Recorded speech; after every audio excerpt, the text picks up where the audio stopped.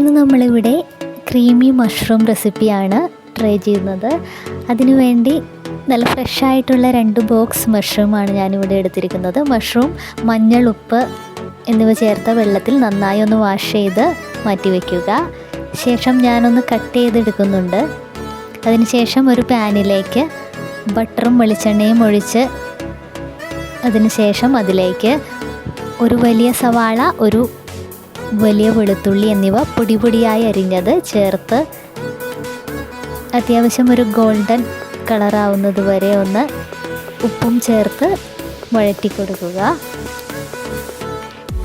ഇതിലേക്ക് കട്ട് ചെയ്ത് വെച്ചിരിക്കുന്ന മഷ്റൂം ചേർത്ത് കൊടുക്കുക.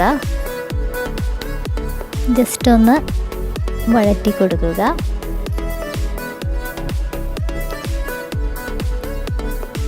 ആവശ്യത്തിന് പെപ്പർ പൗഡർ ചേർത്ത് കൊടുക്കുക. അതിനുശേഷം ഒന്ന് മൂടി വെച്ച് വേവിക്കുക. മഷ്റൂം വളരെ പെട്ടെന്ന് വേവുന്ന ഒരു വെജിറ്റബിൾ ആയതുകൊണ്ട് അധികം സമയം നമ്മൾ വേവിക്കേണ്ട ആവശ്യമില്ല. അല്പസമയത്തിനുള്ളിൽ ഒന്ന് തുറന്ന് നോക്കുക. അപ്പോൾ മഷ്റൂമിലെ ആ വെള്ളമൊക്കെ ഒന്ന് ഇറങ്ങി വന്നിട്ടുണ്ടാവും. ഈ സമയത്ത് നമ്മളൊരു 2-3 സ്പൂൺ കോൺഫ്ലോർ കലക്കിയത് ഒരു തിക്നെസ്സിന് വേണ്ടി അതിലേക്ക് ഒഴിച്ച് കൊടുക്കുന്നുണ്ട്. ജസ്റ്റ് ഒന്ന് മിക്സ് ചെയ്ത് കൊടുക്കുക.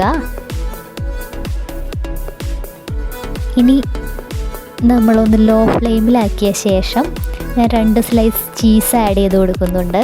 ചീസോ കുക്കിംഗ് ക്രീമോ നിങ്ങൾക്ക് തിക്നെസ്സിന് വേണ്ടി ആഡ് ചെയ്യാവുന്നതാണ്.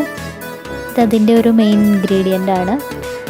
ചീസ് ആഡ് ചെയ്യുന്ന സമയത്ത് ലോ ഫ്ലെയിമിൽ വയ്ക്കുക. ജസ്റ്റ് ഒന്ന് മിക്സ് ചെയ്ത്